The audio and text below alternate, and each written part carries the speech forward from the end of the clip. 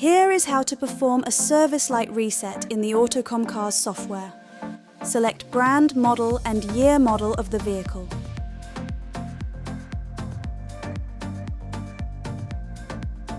Under Type of System, choose Service Light Reset, SLR.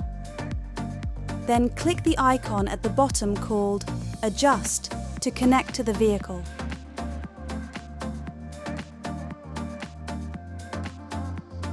Under Basic Adjustment, select Reset Service Message. Read the help text and then click the play button.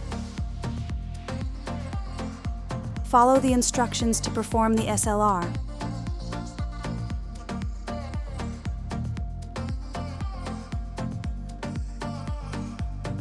When the function is complete, press OK to finish. Service Light Reset, made super easy.